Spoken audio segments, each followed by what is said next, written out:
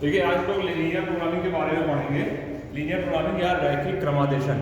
तो ये linear programming क्या होता है, पहले मैं आपको इसके बारे में बताता हूँ। प्रोग्रामिंग क्या है? प्रोग्रामिंग वर्ड आपने सुना होगा कंप्यूटर से रिलेटेड, जैसे कंप्यूटर में प्रोग्रामिंग होती है तो वैसे ही कंप्यूटर प्रोग्रामिंग क्या होती है कि एक काम को योजनाबद्ध तरीके से करना। उसी में अगर हम देखें तो कंप्यूटर में कोई भी लैंग्वेज होती है तो उसको बनाने में एक उसको प्रॉपर वे में बनाया जाता है, एक योजनाबद्ध तरीके से। और लीनियर प्रोग्रामिंग क्या है? लीनियर इक्वेशन, जैसे कि आप जानते हैं कि ये linear equation in one variable है और ये linear equation in two variable है। तो अगर हम किसी कार्य योजना को बनाते हैं और उसको हम लीनियर इक्वेशन से शो करते हैं तो वो क्या होगा? वो होगा लीनियर प्रोग्रामिंग। तो लीनियर प्रोग्रामिंग में सबसे पहले आता है कि इसमें सवाल कैसे होंगे या क्या है। तो इसमें सवाल देखिए दो तरीके से होते हैं, एक तो आपको फॉर्मुलेशन करना पड़ेगा और एक फॉर्मुलेटेड सवाल होगा। तो इसमें एलपीपी में लीनियर प्रोग्रामिंग प्रॉब्लम एक में आपको फॉर्मुलेशन करना पड़ेगा और दूसरा ऑलरेडी फॉर्मुलेटेड होगा, फिर आपको इसको सॉल्व करना पड़ेगा। तो सॉल्व करने से पहले देखिए सवाल आते किस तरीके के हैं। इसके मैं एग्जांपल आपको बता रहा हूँ, जैसे किसी फैक्ट्री वगैरह में ले जहाँ पे प्रोडक्शन होता है, तो जब प्रोडक्शन हम कोई भी कंपनी करती है तो उसका एक ऑब्जेक्टिव फंक्शन होता है। ऑब्जेक्टिव फंक्शन या उद्देश्य फलन। ऑब्जेक्टिव फंक्शन क्या होता है कि अगर प्रोडक्शन हो रहा है तो प्रोडक्शन में ऑब्जेक्टिव फंक्शन होता है मैक्सिमाइज प्रॉफिट। जो लाभ है उसको अधिकतम कर दिया जाए, अधिकतम लाभ। ये हमारा अधिकतम लाभ है तब जब प्रोडक्शन हो रहा हो, कोई भी अपरेटस बन रहा हो, जैसे मान लीजिए कुर्सी या चेयर टेबल बन रही है या मोबाइल बन रहा है तो या कार बन रही है, तो उसमें उसका ऑब्जेक्टिव फंक्शन क्या होगा उस कंपनी का कि हमारा लाभ जो है वो अधिकतम हो। अब अगर कोई प्रोडक्शन हो चुका है या अगर हमें कहीं दूसरी जगह उस माल को भेजना है या हमें कहीं जाना है, मान लीजिए हमें यहाँ से दिल्ली जाना है प्रयागराज से, तो प्रयागराज से दिल्ली जाने के लिए हमारे पास कई तरीके के साधन है। जैसे अगर हम चाहें तो डायरेक्ट अपनी कैब कर लें या अपनी पर्सनल व्हीकल से चले जाएं तो वो उससे आपको खर्चा ज़्यादा आएगा। फिर कोई एक और तरीका है जैसे कि ट्रेन से चले जाएं, तो ट्रेन से अगर हम जाएंगे तो डायरेक्ट भी है, और या फिर अगर हमें डायरेक्ट दिल्ली की ट्रेन नहीं मिल रही है तो हम यहाँ से टुंडला या कानपुर तक ट्रेन से चले जाएं, वहाँ से फिर दूसरी ट्रेन कर लें या बस कर लें, और या फिर फ्लाइट से चले जाएं। तो इन सब तरीके से जब हम यहाँ से दिल्ली आना चाहेंगे तो हमारा एक ऑब्जेक्टिव फंक्शन होगा, या अगर हमारा एक वो ऑब्जेक्टिव फंक्शन क्या होगा कि हमारा जो कॉस्ट है वो मिनिमम हो जाए। या मान लीजिए कि अगर किसी कंपनी ने कार बनाई और उसको अपने पूरे इंडिया में सप्लाई करनी है तो उसका ऑब्जेक्टिव फंक्शन ये होगा कि हम कार को ऐसे सप्लाई करें कि जो हमारा ट्रांसपोर्टेशन का खर्चा है वो मिनिमम हो जाए। तो जैसे अगर आपने देखा होगा कभी कभी जो वेयर हाउस बनते हैं या जो गोडाउन बनते हैं तो वो ऐसी जगह बनाए जाते हैं कि पूरे इंडिया में के सारे भाग को वो कवर करे, या जहाँ जहाँ उसके सप्लाई देनी है वो सबको कवर करे। तो जैसे अगर हमारे पास ये 3 डिपो हैं, ये 3 डिपो को सप्लाई करना है, ये हमारे 2 वेयर हाउस हैं या गोडाउन है जहाँ से हमें इस XYZ को सप्लाई करना है। तो जब हम सप्लाई करेंगे तो हम कोशिश ये करेंगे इन सभी जगह पे कि हमारी जो कॉस्ट ट्रांसपोर्टेशन की कॉस्ट आए वो मिनिमम हो जाए। तो जब हमारे पास ट्रांसपोर्टेशन रिलेटेड सवाल आएंगे, देखिए पहला तो सवाल हो गया प्रोडक्शन रिलेटेड, फिर दूसरा हो गया ट्रांसपोर्टेशन रिलेटेड। ट्रांसपोर्टेशन रिलेटेड सवालों में हमारा उद्देश्य ये होगा कि हम मिनिमाइज कर सकें। मिनिमाइज ऑब्जेक्टिव फंक्शन क्या होगा? मिनिमाइज कर सके ट्रांसपोर्टेशन की कॉस्ट, लागत। और तीसरी तरीके का सवाल है डाइट रिलेशन। जैसे हम खाना खाते हैं तो हम ये चाहेंगे कि हमें मैक्सिमम न्यूट्रिशंस भी मिल जाए और मिनिमम जो है हमारे कॉस्ट लगे, या हम ज़्यादा खाना खाएंगे तो भी पेट गड़बड़ हो जाएगा और कम खाएंगे तो हमें पोषक तत्व तो नहीं मिलेंगे। तो हम ये बैलेंस्ड डाइट लेंगे। तो मेनली ये 3 कैटेगरी के सवाल आपके यहाँ आते हैं। तो इसमें जो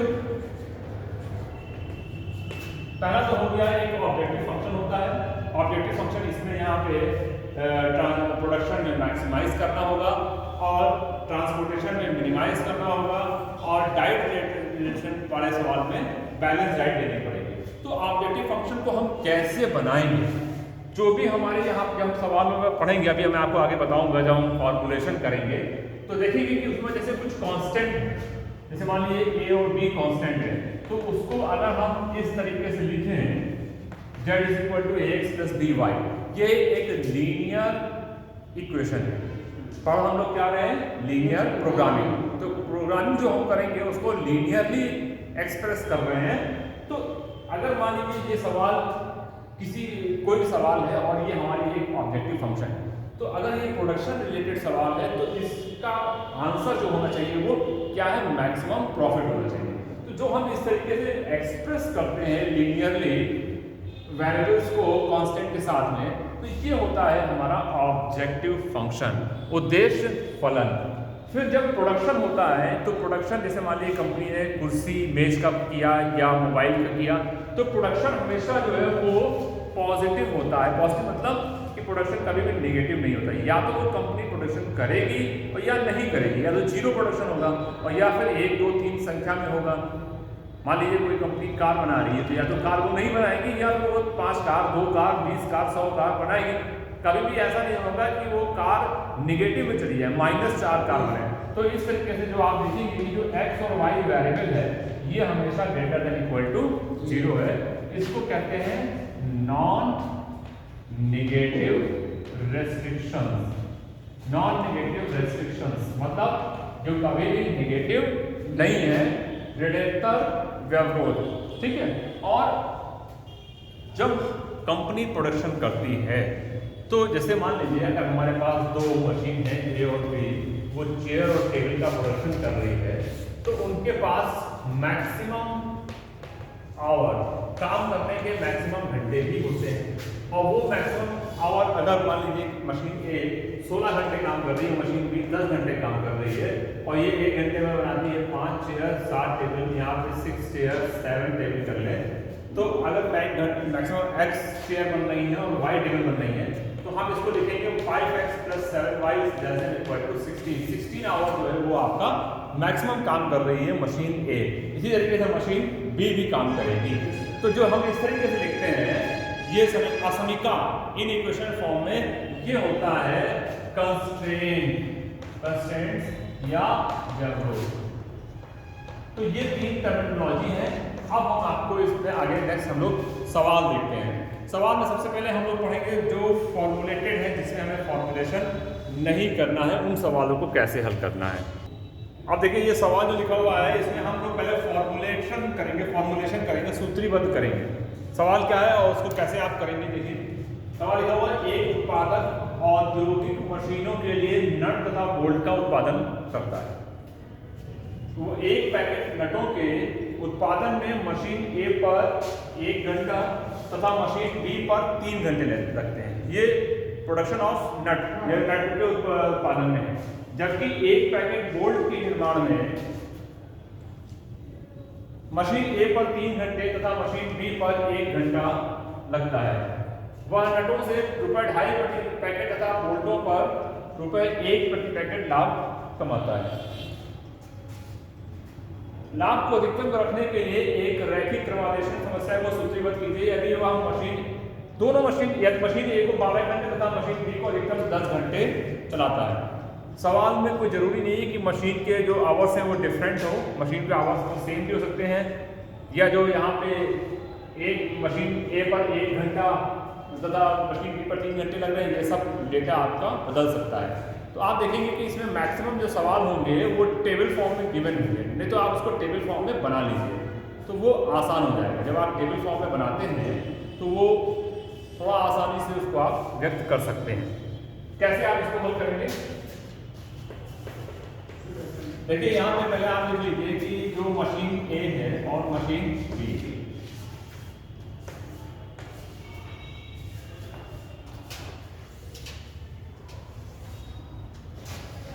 ये तो हो गई आपकी मशीन इधर। फिर इसमें सवाल में दिया हुआ है कि प्रोडक्शन किसका आ रहा है, नट और बोल्ट का। तो यहाँ पे मैंने नट लिख दिया और यहाँ पे बोल्ट। ठीक, अब इसमें अधिकतम घंटे हो सकता है कि एक घंटे एक दिन का दिया और डेटा हुआ, हो सकता है कि एक महीने का डेटा दिया हो, तो मान लेते हैं एक दिन का डेटा दिया हुआ है तो अधिकतम 1 घंटे दिए हुए हैं। फिर आपको इसमें देखिए, तो हम अगली बात कर रहे हैं इसकी प्रोडक्शन की। तो मशीन ए पर नटों के एक पैकेट नटों के उत्पादन में मशीन ए पर 1 घंटा, तो नट उत्पादन में लगे आवर्स, ये जो दिया हुआ है ये घंटे में दिया हुआ है 1 घंटा, और मशीन बी पर 3 घंटा लगता है। इसी तरीके से एक पैकेट बोल्ट के निर्माण में ए पर 3 घंटे और बी पर 1 घंटा लगता है, और वह नटों से ₹2.5 प्रति पैकेट तथा बोल्टों पर ₹1 प्रति पैकेट का लाभ कमाता है। तो यहाँ पे हो गया लाभ।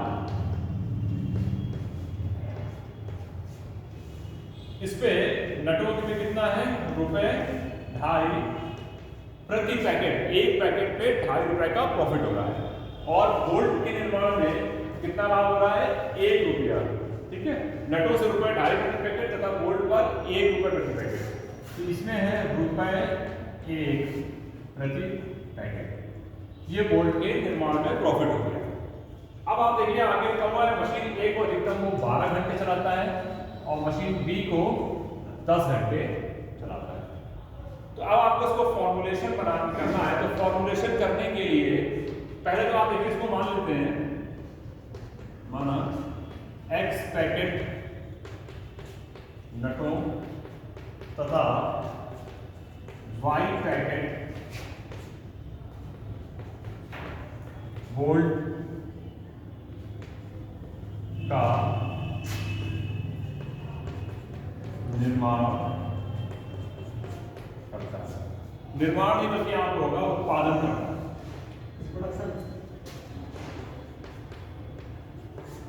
देखिए आपके पास जो सवाल है वो कैसे हैं, वो उत्पादन संबंधी है, प्रोडक्शन रिलेटेड।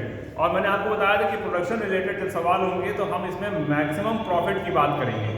तो यहाँ पे पहले हमने देखें तो ऑब्जेक्टिव फंक्शन लिखना है। फॉर्मूलेशन का मतलब हमें 3 चीजें चाहिए, ऑब्जेक्टिव फंक्शन, फिर हमें चाहिए कंस्ट्रेंट, फिर नॉन नेगेटिव रेस्ट्रिक्शन। तो यहाँ पे ऑब्जेक्टिव फंक्शन क्या है, देखिए अगर वो X पैकेट नट तथा Y पैकेट बोल्टों का उत्पादन कर रहा है तो ऑब्जेक्टिव फंक्शन है हमारा लाभ। एक पैकेट के ऊपर कितना लाभ हो रहा है, ₹2.5, तो X पैकेट पे लाभ होगा 2.5 into X, और एक पैकेट बोल्ट पे लाभ हो रहा है ₹1, तो Y पैकेट बोल्ट पर लाभ होगा 1 into Y, यानी आपका ये हो गया 2.5x plus Y। ये है हमारा उद्देश्य फलन।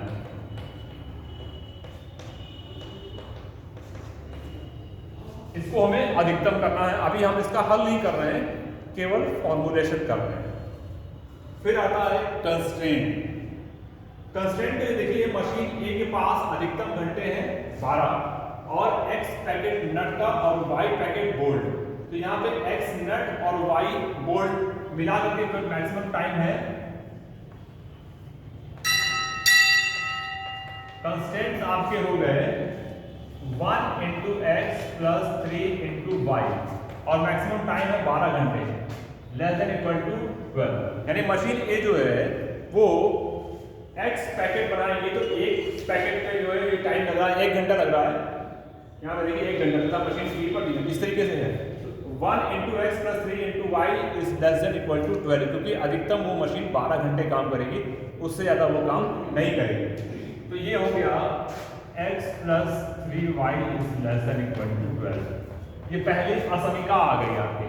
अब दूसरा देखिए मशीन बी के लिए अगर हम देखेंगे तो मशीन बी जो है वो 3 घंटा लगा है 1 मिनट पे, और टोटल कितने हैं X पैकेट, तो ये हो जाएगा 3X। और इसी तरीके से बोल्ट के निर्माण पे 1 घंटा लग रहा है एक बोल्ट पैकेट, तो टोटल पैकेट कितने हैं Y, तो 1 into Y, और अधिकतम घंटे हैं 10। तो ये हो गया आपका कंस्ट्रेंट, ये जो मिला करके बना हुआ है, ये ग्रोथ इसको हिंदी में कहते हैं। अब आपका लास्ट बचा है नॉन नेगेटिव रेस्ट्रिक्शन। जब कंपनी बोल्ट और नट का प्रोडक्शन कर रही है तो वो कभी भी नेगेटिव में नहीं जा सकते हैं, या तो वो जीरो हो जाएंगे या फिर वो पॉजिटिव होंगे। यानी आप कहेंगे आज इसमें कि subject to non negative restrictions, non negative restriction, x is greater than equal to 0, y is greater than equal to 0। ये दोनों को मिला के मैंने 3 लिख दिया है, हालांकि ये दोनों अलग अलग असमीकाएं हैं, इसको मिला के मैंने एक सिस्टम ऑफ इनइक्वेशंस को 3 नंबर दे दिया है। तो ये फॉर्मुलेशन है, ये है फॉर्मुलेशन किस तरीके के सवालों में, प्रोडक्शन रिलेटेड सवालों में। आपके यहाँ इसमें मेन 3 तरीके के सवाल आते हैं प्रोडक्शन रिलेटेड सवाल का फॉर्मुलेशन, इसमें मेन फॉर्मुलेशन है, बाद में आप इसको चाहें तो इजीली सॉल्व कर सकते हैं इन इक्वेशंस को एक्सप्रेस करके। तो आज के लिए इतना ही रखते हैं। अब आप लोग को जो